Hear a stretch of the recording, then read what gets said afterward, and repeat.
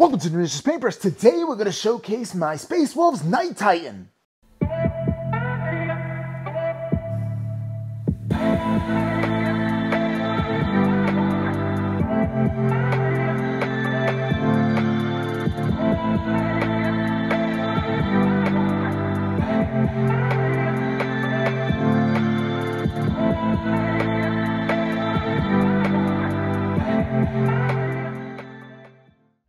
So painting up this miniature was a complete journey for me. I was completely intimidated from start through finish. It was something on a large scale that I'd never ever attempted before. I always thought that there's no way that I'd be able to paint up a Night Titan. And then I started looking at other people's Night Titans and say, well, if the other people can do it, then why can't I? So I, really battled myself back and forth on whether my ability was good enough to conquer something so massive or not.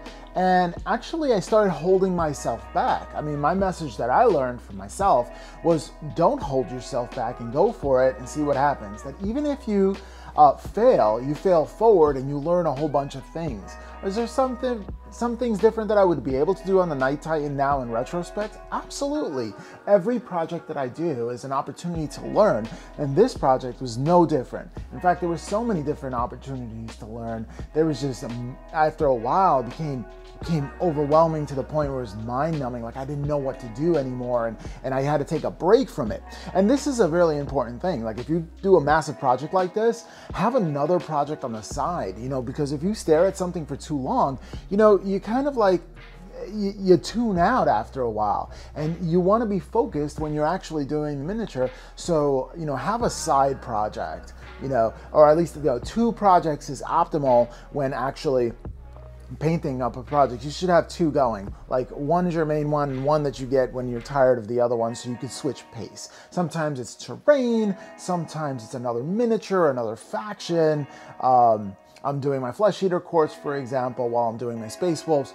So there's always something different going on, and your mind doesn't become, fixated on just, one thing and getting bored by that one thing, and you challenge yourself in different ways, or a palate cleanser, so to speak. Well, enough about me yammering, okay?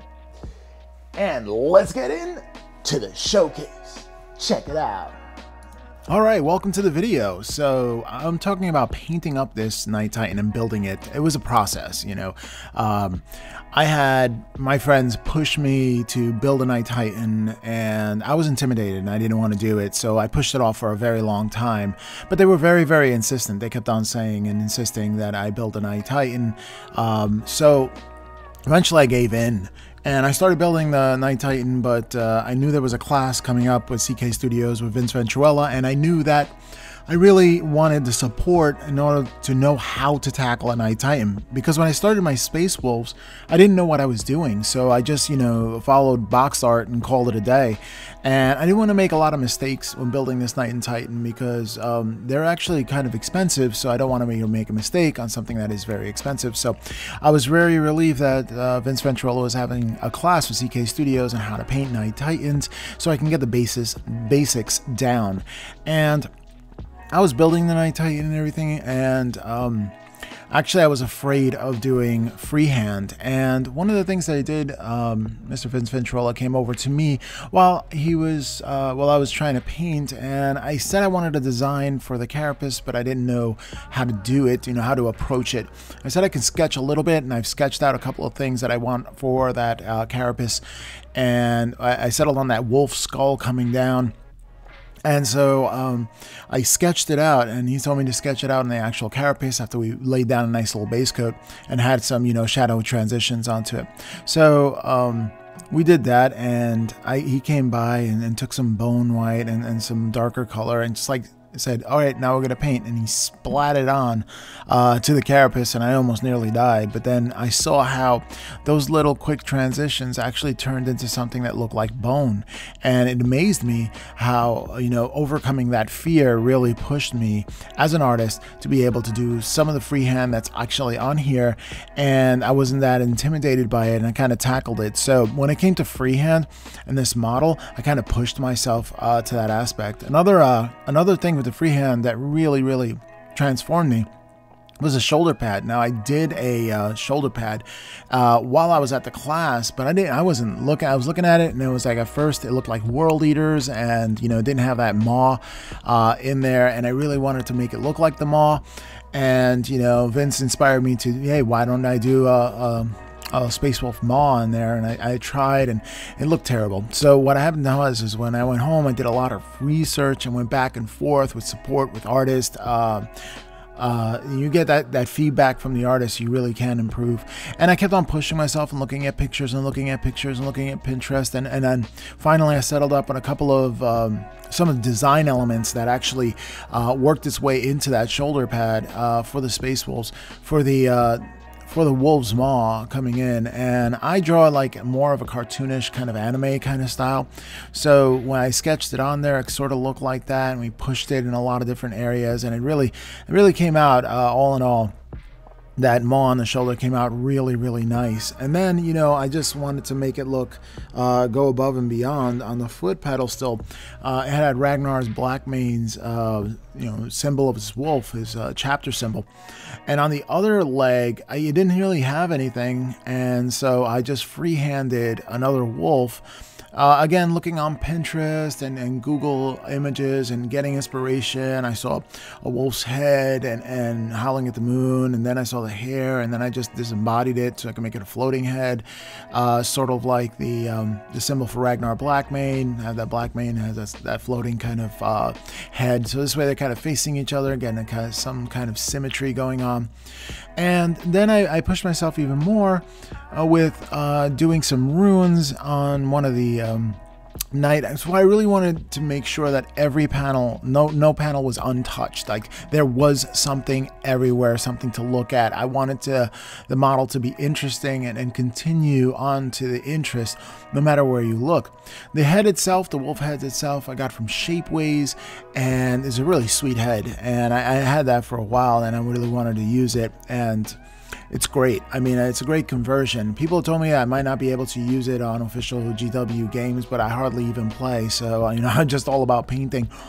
And I will play. I mean, I'll have some battle reports. I don't know how good I'll be, because I usually lose every time, but I'm learning. I'm still learning. And that's just some of the joy of it. Another thing that I wanted to do is talk about the fleur de lis, I guess, the flowers that I did. And actually, I just looked at a wreath from an ultramarine, and I kind of just extended it, and I kept on going with it, and I just embossed those images throughout the entire Space Wolf. Now, I did want to retain the Hawk Shroud vibe to it, so on the knee pad, I kept that Hawk Shroud knee pad, that imagery to it, and although it's minimal, it is, and by all intents and purposes, this is a Hawk Shroud. It's a Hawk Shroud Night Titan. Actually, on the chest itself, it says Hawk Shroud on it, but it's painted in the image of the Space Wolves. The idea here, there's a lot of different ideas here with the lore that I wanted to go with that, but I'll discuss that in just a bit. I do want to talk about the base a little bit, and the base is, I wanted to tell a story with the base, and then the idea behind this was there was no wolves on Fenris, but I had a wolf attacking 1,000 suns, actually killing 1,000 suns between the legs of the actual Space Wolf, and I wanted him to come down and be part of that action there, and that wolf that's supposed to not supposedly exist is the one actually doing the damage, not the knight itself. The knight's just standing there, you know, ready for his attack, while the supposed non-wolf is actually killing the 1,000 suns on the bottom of the base. So I wanted to tell that story there, that there are no wolves on Fenris, but there was, and it's kind of hidden, you know, that people don't really pay attention to the wolves on Fenris. And yeah, I mean, I hear that no wolves on Fenris thing, and I just wanted to play on that. Honestly, it was a lot of fun. There was a lot of emotional like moments when building this Night Titan that I had to get past, and I recommend this to any painter to overcome a lot of the fears and to go above and beyond. And there will be frustrating moments that I'm not gonna lie about, but pushing through to the other end, it is so worth it. I've gained so much as an artist pushing myself doing this piece than I've done anything else ever. Well, I think the only other thing that'd be the greatest thing that changed for me was that, you know, I became an artist and started painting miniatures. I mean, it was like revolutionary, and this step is also revolutionary for me as well. All right, so let me get into the lore part of this. I really want to talk a little bit about this lore. Let's talk a little bit about Hawkshroud itself first, and then what I think and why this Hawkshroud piece isn't in yellow and it's in the Space Wolf colors, and why I interpreted it like that.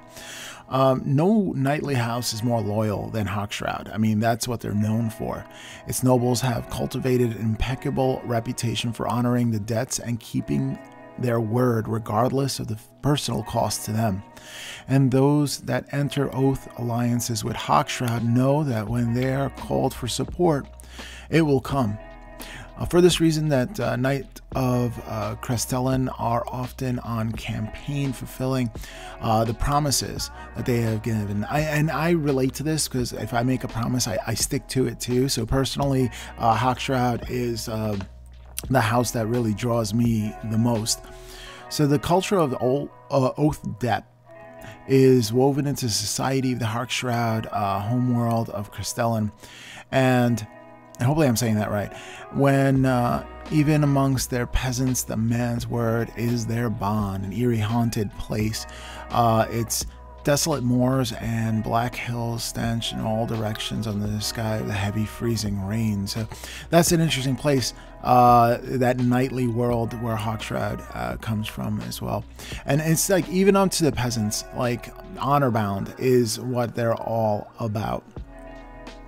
All right, so the noble knights of Hawkshroud, honor is the single most important virtue of all.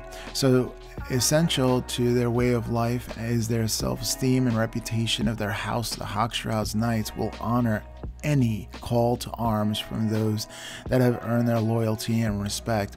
It is on campaign to uphold the past alliances, though they never admit it. The ruler of Hawkshroud is Viscount Turden. Fears the day that his home world of Crestellan comes under the attack. With so many knights scattered across the galaxy, you know, they could actually collapse because their home world is really not even defended. It's kind of funny. But after the Night House Hawkshroud was saved by Crom Dragongaze, and I'm going to put a link to Crom Dragongaze's showcase above right here. And you know, they became oath sworn to the Space Wolves. Now, for my bit of lore, and what I wanted to do is that I said that they posted a Hawkshroud Knight to protect the Space Wolves and to become part of the Space Wolf because of their oath debt. I said I would say that when Hawkshroud's representative came into Fenris, and came into the Great Wolf's chamber, he said, well, we are honor bound to help you. And he's like, you're not just honor bound to help us. You are like family now. We accept you. You are like family, and like family, you should stay and break bread with us and be with us. And I would, my imagination, Logan Grimnar extended that invitation, but they took it as, okay, so my honor bound is to be family with you guys. Like that is the honor bound. That was the request, and they will not deny the request. So what they did was they stationed their Hawkshroud, their actual knights to protect and be family with Logan Grimnar, and another one with Ragnar Blackmane, and all the Wolf Lords have their own kind of protectorate. And that's what I thought. This is going to be the one that I painted up for Ragnar Blackmane, because he is going to be the leader of my personal army. But yeah, in the future I can always, because I have enough Knight Titans, can do one for Dragongaze, as well as other leaders within there. Logan Grimnar can have one too. And I think, you know, having those knights is kind of just fun to have a knight protectorate, and that's why I wanted to go with, when it came to this Knight Titan, that's why he's wearing the Space Wolves blue, although he does have markings of Hawkshroud itself as well. So that was my idea behind this Knight Titan. It was just a fun idea and a twist. He still has all the abilities of a Hawk Shroud, but you know, he is like family to, you know, when they're here, they're family kind of deal. So when it comes to Space Wolves. So, you know, playing my Knight Titan, the houses are broken down into having household traditions, stratagems, warlord traits, and heirlooms. House Hawkshroud is really defensive house, most defensive house out of all the Imperial Knight choices. Their household tradition is Oathkeeper. You double the amount of wounds you have for determining your characteristics on the damage table, and this is like a truly amazing tradition for your knights, which give them a longer lifespan than your typical knights. For example, if you were running a house Raven Crusader and that model suffers about 12 wounds, it'll start to degrade. Now, the models will lose its ballistic skills and its weapon skills as well as movement. House Hawkshroud will not have these negative effects until they are at 6 wounds remaining. 6 wounds remaining. They are totally a threat on the table. House Hawkshroud will not have, and to deal with flyers and other ability with that will lower your hit roll. No one wants to be hitting on 5s with your model. That you next will have the stratagem launch allies, staunch allies. Hawkshroud knights have your back like a masseuse, and any unit that is going to charge with your forces with 12 is going to be in for some serious hurting. This stratagem is great because it fits the lore and the gameplay mechanics. More than likely, if you're running knights, you will be running allies like guard. The guard will, you know, screen your knights from the targets, so you don't want to be charged by when they're getting harassed by, you know, their big brother can jump in with a heroic intervention and lay like a severe hurting without being touched. This will force your opponents to make a lot of bad decisions. I mean, the best model for this is going to be like a Valiant with like a Relic Flamer.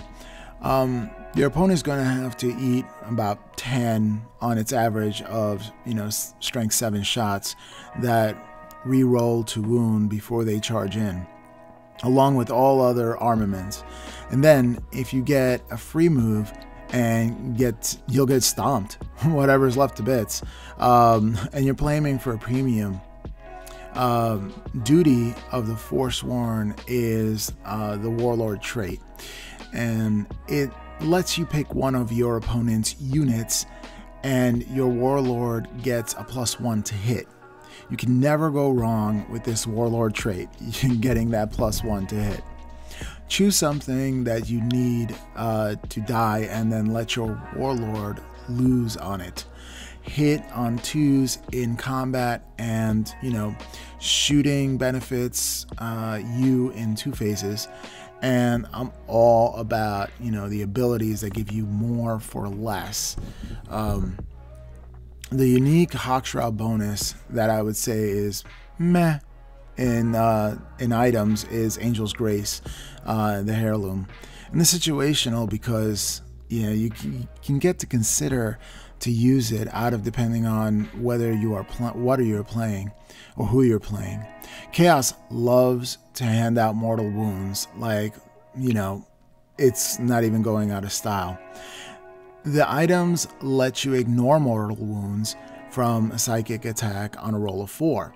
Another defensive ability to word the defense aspect of House Hawkshroud, so it's totally a defensive beast, and on the table is definitely is a threat. Knowing that, you know, your characteristics won't degrade until much later in the game is definitely a plus. It's going to be there, and it's going to be a thorn in the side of the enemies. They're just going to have to deal with it, and they're going to have to do something about that. You know, it's definitely an answer. Putting it in a list would be more of an answer list. Can you deal with this? You know, right here. So yeah, having him on the table is going to be amazing. When I do a battle report, he's going to show up. I'm going to use the Hawkshroud rules and really see if I can, how it would play on the table against my enemies. Maybe I'll actually win a game. That would be fun, right? Alrighty, so, I mean, I love this build. I love it because it really helped me grow as an artist. It is a beast on the table, and it will be appearing on the table in a battle report, hopefully sooner than later. I gotta paint up my death card and see if I can have a game out here. Alrighty, well, now let's get on to the outro. Well, there is my Space Wolves Night Titan, or my spin on Hawkshroud, if you can say that. Well, that actually earned me one of these finalist pins at the Nova Open, and I learned so much while painting up this miniature that it really elevated my game and really made me start looking at painting more professionally than just a hobby. In other words, bringing up to a level of artistry instead of this is just something for the tabletop. Well, if you like this showcase, then like, share, comment, and subscribe, and we'll catch you next time on the Miniatures Paintbrush.